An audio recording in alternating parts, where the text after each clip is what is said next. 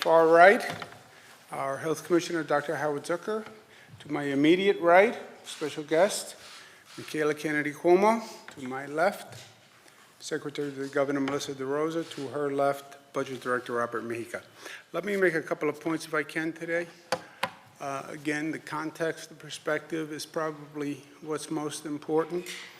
Coronavirus is a governmental, critical governmental situation. It's a public health crisis. Government has to respond to it, and that's what the coverage is all about. It is a war in many ways, and government has to mobilize as if it is a war. The federal government is now engaged in a way they haven't been. I think that is very good news. I've worked in the federal government. I was a cabinet secretary. I'm one of the senior governors in the nation. I know what a state can do. I know what the federal government can do. And states don't fight wars. They did it at one time in this nation's history. It was a tragedy. The federal government has the capacity to mobilize the way we need society to mobilize today. And I've had numerous conversations with the president. I spoke with him again last night. He is mobilizing. He's mobilizing the federal government.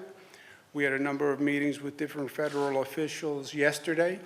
And I think that is the best positive sign that the federal government is actually stepping up to the plate. You will see that this has been diagnosed, pardon the pun, as a healthcare crisis from moment one. This has always been about one thing: reducing the rate of spread so the healthcare system can manage it. And it's been a question of math and projections, and it is still exactly that. Can we get the spread down to a rate that the healthcare system can manage? What is going to be the issue in the healthcare system? It's going to be the number of hospital beds. It's going to be the amount of protective equipment. And most of all, it's going to come down to ventilators, a piece of equipment that up until now was relatively inconsequential. But when you have respiratory illnesses and then this volume of respiratory illnesses, all of a sudden the number of ventilators becomes critical. Just to give you a sense of scope, we have about 5,000, 6,000 ventilators that we can identify. We need about 30,000 ventilators. This is a nationwide problem. I was on the phone with the governors from the other states, with the National Governors Association yesterday. Every state is shopping for ventilators. We're shopping for ventilators. We literally have people in China shopping for ventilators, which is one of the largest manufacturers. So this is a major problem. It's an issue that the federal government can actually play a very constructive role. There's something called the Federal Defense Procurement Act, where the federal government can basically order companies to produce certain materials, and we're going to need protective equipment in hospitals. We're going to need ventilators, and that is something that a state can't do, but the federal government can do. Also, as this has gone on, we said we are fighting a war on two fronts. We're fighting the virus, and we're fighting fear. And they are two totally different situations that you have to deal with. In many ways, the fear is more dangerous than the virus. I started working on disasters, emergency situations when I was in my 30s. My first experience was Hurricane Andrew in Homestead, Florida. And I felt it. I saw on the ground what happens when people panic. And the panic and the fear is as dangerous or more dangerous than the hurricane. I've seen it in floods. I've seen it in fires. We now have misinformation and fear and panic, which is as contagious or more contagious than the virus. And we have to deal with both of them. I've had some conversations that are just irrational with people who heretofore were wholly rational. I had a conversation last night with a business person from New York City who I know, who was panicked that New York City was going to be locked down, that there were going to be roadblocks, that there were going to be mandatory quarantine. He was going to be imprisoned in his house. And I said, where did you hear that? Well, that's what they say. That's what I'm hearing. They're saying. And I was saying, look, I would know, right? Because I would have to authorize those actions legally. It's not going to happen. Well, I hear it is going to happen. I said, but I know, but I would have to do it. And I'm telling you, I'm not doing it. It must have taken me 25 minutes just to slow him down to hear the information. When you get that emotional, that fearful, you literally don't process information the same way. So we have to be very aware of that. Clear communication from everyone, from our friends in the media, from the healthcare professionals, from all elected officials. Clear communication, consistent communication, because misinformation, emotion, fear, panic is truly more dangerous than the virus at this position, in my opinion. Because the facts on the virus we know. We've watched it from China to South Korea. We've studied it here. We know the numbers. It is exactly what we said it was. It's exactly what we said it was from day one. We talked about the increased spread.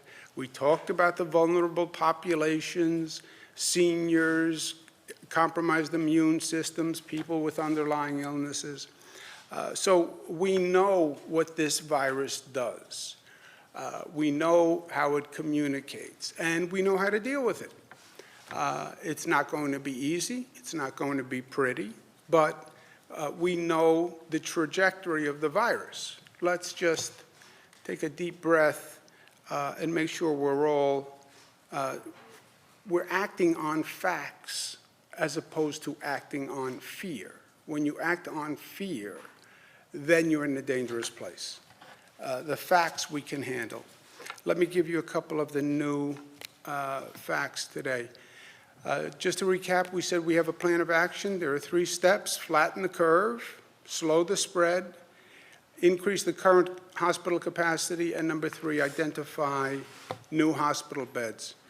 Do them all at the same time, which is the challenge. Make government work, mobilize, operationalize, get it all done today. On density reduction, this is a data-driven decision.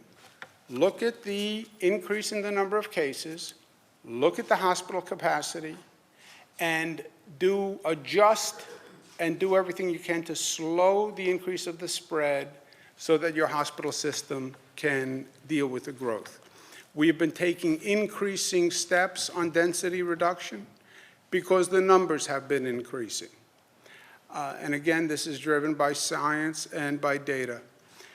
We said voluntary work from home, mandatory closing of schools statewide, mandatory reduction of state and local workforce, mandatory tri-state agreement on bars, restaurants, gyms, mandatory in-office workforce cut by 50%. We said that yesterday. The numbers have gone up overnight. I am going to increase the density control today. No more than 25% of people can be in the workforce. Yesterday it was 50%. We're reducing it, again, except the essential services that we spoke about yesterday. That means 75% of the workforce must stay at home. and work from home. Again, voluntarily, I'm asking all businesses to have people work from home. As a mandate, 75% of your employee base must work from home. In terms of increasing current hospital capacity, our current hospital capacity is about 50,000 beds statewide. Majority of those beds are in downstate New York. Commissioner Zucker is working with the hospital industry. He's going to put out new regulations assessing how many more beds we can get in our existing hospitals, waiving Department of Health rules, waiving Department of Financial Service rules. How many more beds can we get in those hospitals? And we're working on that aggressively. At the same time, identifying new hospital beds.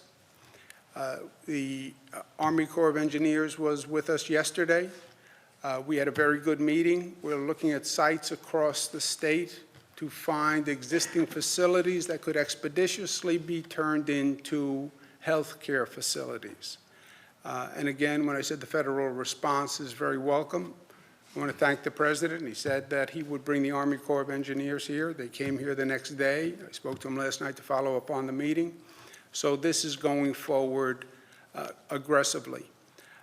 We're also going to take a bold action, but a necessary action, that offering 90-day relief on mortgage payments, waiving mortgage payments based on financial hardship, meaning if you are not working, if you're working only part-time, we're going to have the banks and financial institutions waive mortgage payments for 90 days. That will be a real-life economic benefit. It will also be a stress reliever for many families. Waiving these payments will not have a negative effect on your credit report. There'll be a grace period for loan modification. We're not exempting people from the mortgage payments. We're just adjusting the mortgage to include those payments on the back end. No late fees or online payment fees. Postponing or suspending any foreclosures during this period of time. And waiving fees for overdrafts, ATM credit cards. This is a real life benefit. People are under tremendous economic pressure. Making a mortgage payment can be one of the #1 stressors. Eliminating that stressor for 90 days, I think, will go a long way. Again, we'll reassess as the situation goes on if that should be extended or not. Number of positive cases, total positive 4,000. Number of new positive 1,769. You see additional counties that are being added to counties that have cases. The spread mirrors what's happening in the country. Just as the spread has gone through all states, the spread is going through our counties. It was downstate first. It's now moving upstate. New York now has 2,000 cases. Washington State, 1,100 cases. Washington State had cases earlier because it went through a nursing home, if you remember. But New York State has more cases than Washington State, more cases than any state in the nation. And I've made that point to the federal government and the President, and he understands that. If there's a state that needs help, the state, by the number of cases, is New York. In terms of testing, we have tested now 22,000. We tested 7,500 people last night. Why are you seeing the numbers go up? Because you are taking more tests. People see those numbers go up, they get nervous, they panic. Oh, look at how many more people have the virus. That's not how many more people have the virus. You're just taking more tests, so you're finding more positives. There are thousands and thousands of people who have the virus who we're not testing. There are thousands and thousands of people who had the virus before we started testing. There are thousands and thousands of people who had the virus and who resolved and never knew they had the virus. We're still testing because you want to find those positive cases so you can track them down, isolate people, and stop the spread. But you can't watch these numbers like the stock market and say, well, that's the indicator of anything other than the indicator of how many tests we're taking. It is good news that we're now up to 7,500 tests. We were at one time doing 200 tests per day, just to put that 7,500 in focus. So that's a tremendous increase in the number of tests, and you're going to see the numbers go up. The hospitalization rate is very relevant because, remember, this is all about the flow into the healthcare system. So 777 out of 4,152. Perspective, perspective, perspective. We know the virus. We know what it does. We know who it hurts. We know who it affects. Johns Hopkins, since day one, has tracked this virus through China. 222,000 cases, 9,000 deaths, 84,000 recoveries, 129,000 pending. One last point. We talk about this as a government response. The federal government's doing this, state government is doing this, government, government, government. This manifests on a number of levels, and the government response is obviously very important. But the impact, I think, is greater and probably greatest as a social phenomenon and on people and on families. This is tremendously disruptive on all sorts of levels. It came out of the blue. For me, in New York, it reminds me of 9/11, where one moment, which was inconceivable, just changed everything, changed your perspective on the world, changed your perspective on safety. Children who were young at that time, but of school age, watched on TV. They didn't know if their parents were coming home. I think it changed their whole outlook on life after 9/11. This is a situation like that. It's obviously totally different magnitude, but it's like that. It's a moment that just changes your whole life. Yesterday you were going to work and you were going to go to the office party. Today you're at home and the kids are at home and you're worried about health, and you're worried about your job, and you're worried about economics, and you're dealing with personal issues, and you're dealing with family issues, and it's all happening at once. And then you turn on the TV, and there's all this different information, and nobody can tell you if this is going to be 30 days or 60 days or 4 months or 5 months or 9 months. The stress, the emotion is just incredible, and rightfully so. It is a situation that is one of the most disruptive that I have seen, and it will change almost everything going forward. It will. That is a fact. It's not your perception. It's not just you. It's all of us. And it's true, and it's real. Nobody can tell you when this is going to end. Nobody can tell you. I talk to all the experts.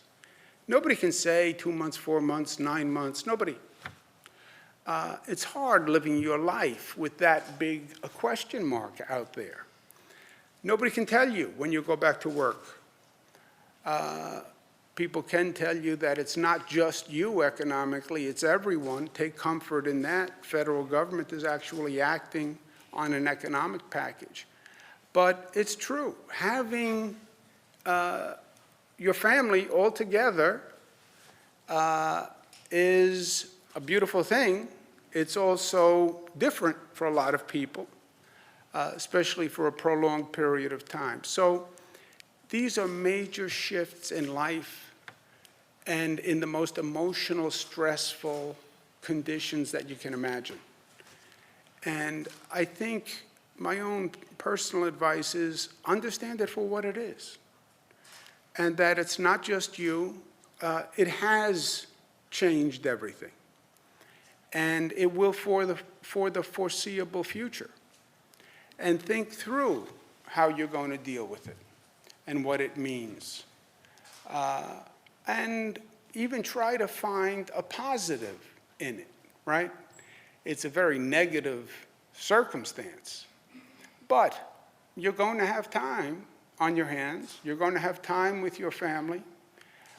You're going to have time at home. In this busy, hurry-up world, all of a sudden somebody said, okay, you have a couple of months where you're going to be home with the family, no work, you work from home, but it's a totally different situation. How do you use that? How do you adjust? It's not going to be done overnight, but it is something that everybody has to think through. My last point is to the younger people in our great state and in our great society. And that's why I invited our special guest here today, Michaela. My grandfather, Andrea, my grandfather on my father's side, his name was Andrea. I'm named for my grandfather, Andrew, Italian-American immigrant. When I was young-ish, when I was like 16, 17, 18, and I would do something that he didn't like, he would just look at me and he would say, "We grow too soon old and too late smart." And I would say, "What does that mean, Grandpa? Is that a criticism?" We grow too soon old, too late smart. These pictures of young people on beaches, these videos of young people saying, "This is my spring break, you know, I'm out to party, this is my time to party." This is so unintelligent and reckless, I can't even begin to express it. Now, I had a conversation with my daughter about this. I'm governor of the state. I can order a quarantine of 10,000 people, but I can't tell my daughter to do anything, all right? And I have to be careful because there's almost an inverse response to a direct action. But I did say to all three of them, from soon as they could crawl, I used one line. What is the one line I used to say? Risk reward. Yeah. Risk reward. Risk reward. Just pose the question. I couldn't offer an answer because whatever answer I would offer, they would do the other. Risk reward. It makes no sense to go expose yourself to these conditions and expose other people. Expose other people. Michaela wanted to take, first of all, Michaela was graduating this year, and her school closed to online courses, so she's not going to have the graduation. We're going to have a big party at the appropriate time. We don't know what that time is going to be, if it's going to be 2 months, 4 months, 6 months, 9 months, but at the first opportunity, we're going to have a big party, so that's going to happen. But she was deprived of the last year and the last few months of college, which I'm sure were a very intense study period, and that's what she's deprived of, that intense study period of those last few weeks. I remember those last few weeks, a lot of studying. But that's a shift in life. But she was going to take a vacation on spring break and go with friends and take a trip and risk reward. And luckily, she made the right decision, and I'm proud of her for that. No prompting from me besides the question, risk reward. What these people are doing is the risk does not justify the reward. They're putting themselves at risk. Young people can get coronavirus. That's one of the other myths. Young people don't get it. Young people do get it. And young people can transfer it. and you can wind up infecting someone and possibly killing someone if you're exposed to it. Risk or reward. Questions, comments? So what's your plan for the MTA? They asked the feds for a $4 billion bailout. What if they can't get that from the feds? Will the state step in? The economic consequences here are for the MTA, for the state budget, for county budgets, town budgets, village budgets, all the public authorities. It's just a big question mark. They've all lost tremendous revenues, and we're going to have to figure out, as a nation, how to deal with this. The ridership is down on the MTA, and the revenue is down on the MTA, and say hello to every other public transit system in this United States of America. So it's going to have to be a national response. So you don't want to shut down transportation, but how is that possible if the trains can't run and if the MTA can't make payroll? Is there any plan right now that you guys are going through to save the MTA? The MTA will continue running. They're an essential service on the essential service list. And the revenues, we're going to have to make do. Rob, do you have anything that you want to add? They're looking at, so right now, we're looking at the ridership, right? Ridership is down in all of the systems, right? But the workers are there, the workers are running the trains are running on time, and New York City still has, right? There are still some businesses and essential services that are flowing, so the MTA is part of bringing people back and forth. So right now, we're looking at that, but every transit system in the nation is facing the same reality. Right, we have the budget due April 1st. Is this going to impact your now your calculations? We're looking at the MTA as well. So this is part of the discussions that we're having with the legislature right now. Is there anywhere else that would be able to be over to the MTA? We're looking at as the governor mentioned, the entire budget is impacted by this, right? So we're going to have flexibility in the budget to be able to prioritize certain services over others. As the governor indicated, the MTA is an essential service for New York City. Also, guys, remember all these broad statements. We have to run a government, we have to run and service a society, right? We need the healthcare system up and running. Doctors have to get to work, nurses have to get to work, healthcare workers have to get to work. We need police, we need fire, we need bus drivers, we need daycare workers. All those functions have to happen. So we need a transportation system because we need people getting to work, refuse has to be picked up, right? All these functions have to continue. So when they talk about shut down, we have to make sure we're operational and healthy and functional. Governor, I know you've had trouble with the phrase shelter in place, but are you considering any kind of more stringent restrictions on people leaving the home or going to businesses or things like that? Yeah, I believe communication is important, and I believe words are important. Say what you mean, and don't say what might alarm people. The level of alarm in this country, in this state, especially in New York City, is higher than I have ever seen it. Somehow people have the idea that New York City may be quarantined, may be locked off, that they may be imprisoned in their home. I don't know where they get it. This is the conversation I was talking about last night. This is a smart person who I know for a long time. Just panic, just fear. None of that is going to happen. None of that is going to happen. There is no quarantine plan for New York City. Oh, he said to me, well, you did a containment plan for New Rochelle. My containment plan in New Rochelle didn't contain anyone. It was a bad word. It meant to contain the virus. You could come and go in New Rochelle. Schools were closed, large gatherings were closed, but there was no quarantine containment. Well, you called out the National Guard.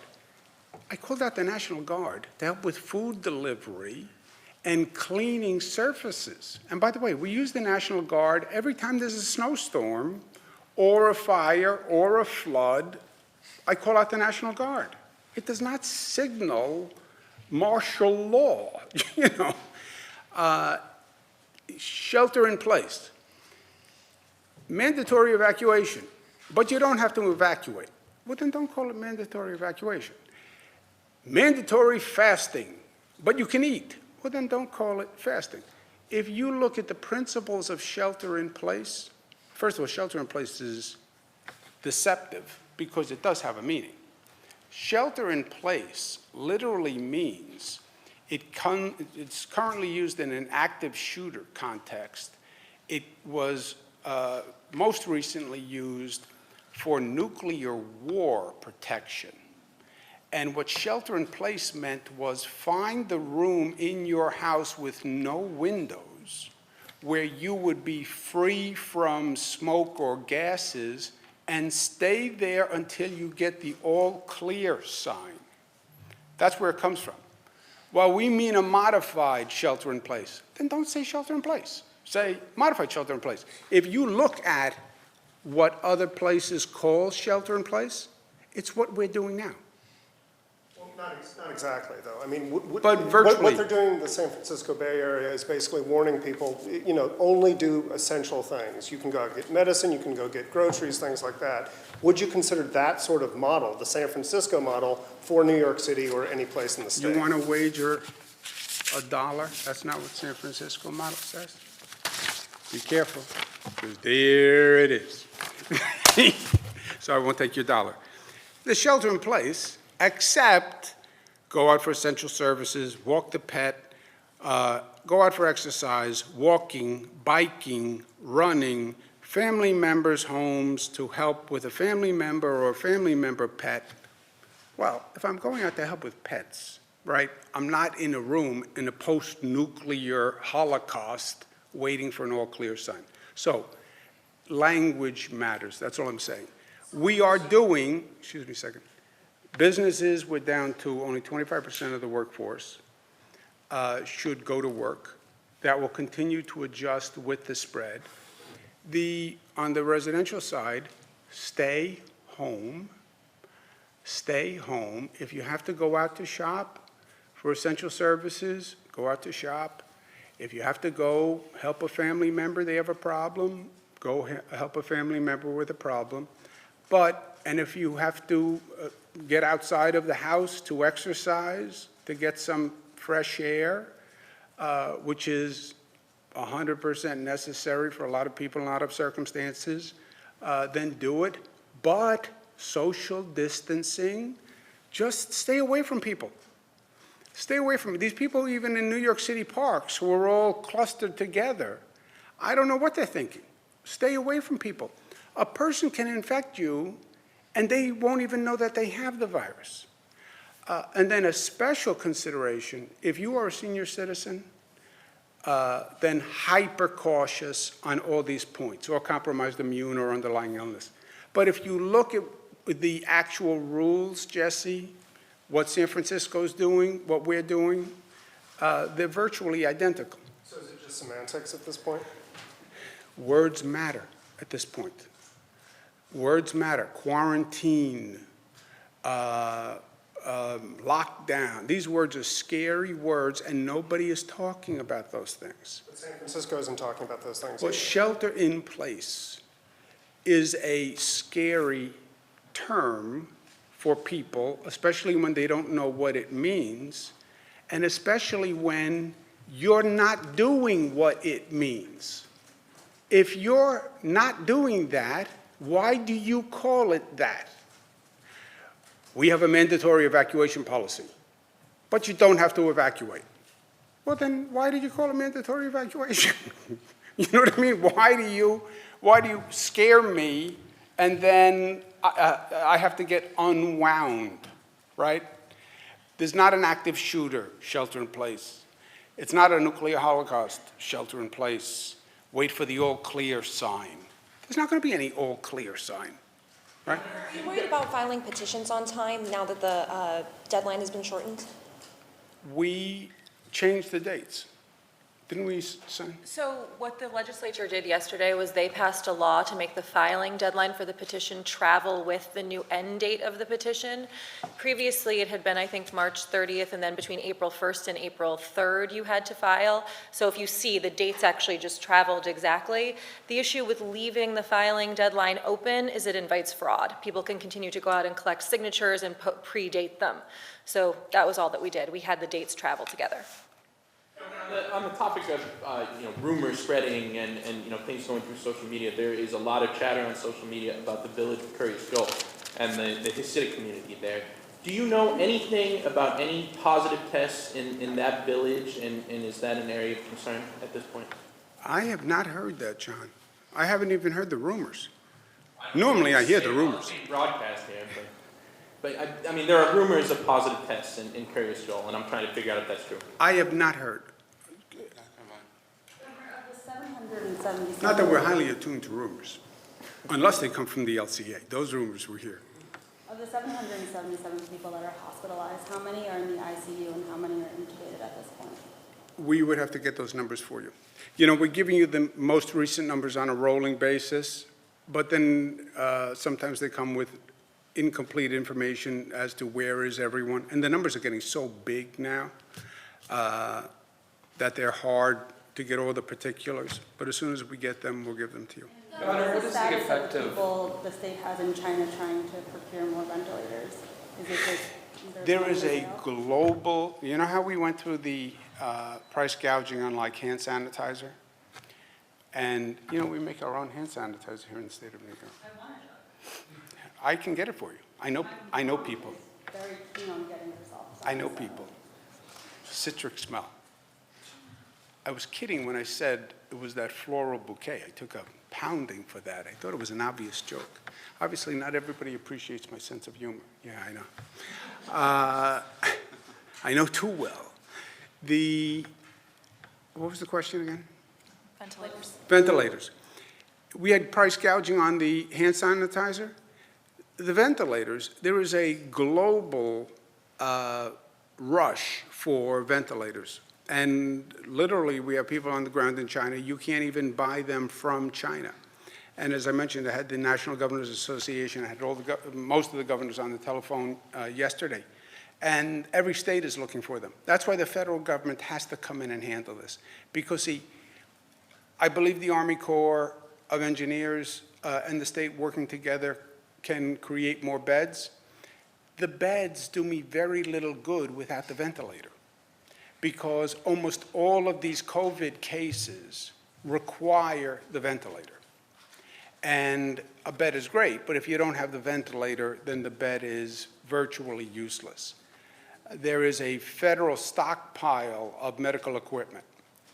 I haven't gotten an official number, but the suggestion is that stockpile has about 12,000 ventilators for the nation. Again, just for context, where we are, we have about 5,000 or 6,000 secured. We need 30,000. Federal government has 12. I mean, this is a bad situation. And it would literally take the federal government to say to manufacturers, stop what you're making or start making these machines. They're fairly technical, as I understand it, but the supply chain issues are real. But it would take the federal government saying, we need to make these ventilators. It would take the federal government to say, we need PPE equipment, we need gloves, we need masks. You know, when the CDC starts putting out guidance, you can use a scarf as a mask. You know, it's time to make more masks. Governor, there's a sales tax deadline tomorrow, and yesterday the Restaurant and Tavern Associations wrote a letter to you practically begging you to delay that deadline. Is that at all a possibility? You know who that is? Who's that? That's John Campbell. Ooh. You know the video on bologna? He's the man. Well, whatever.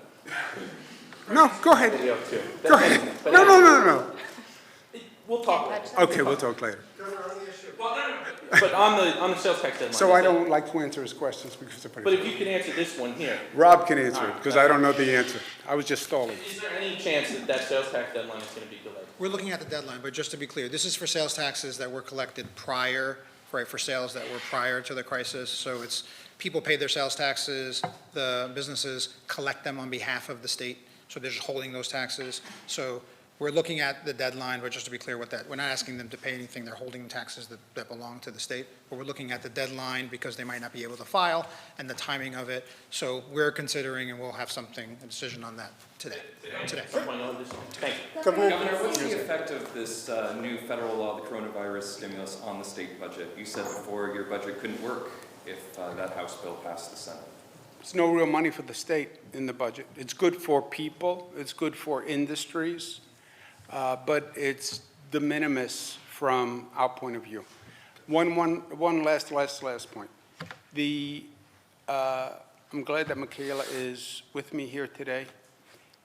All this government talk, this is a social, family issue as much as anything. And it has to be talked through and dealt with family by family, and it's a little different for all families. I'm dealing with it with my family, with my daughters, with my siblings, with my person I have the most concern for, which is my mother. So I thank her for joining me today. She's with me up in Albany now that she's not on spring break. I think it's cooler to be with me than like road trip, right? So cool. So cool. Are you sarcastic? Thank you guys very much. Thank you. Governor, can you quickly address, Were you saying that to Mayor Blasio about the shelter? No, I'm saying it to everyone. Governor, can you address the situation in Rikers Island? There's a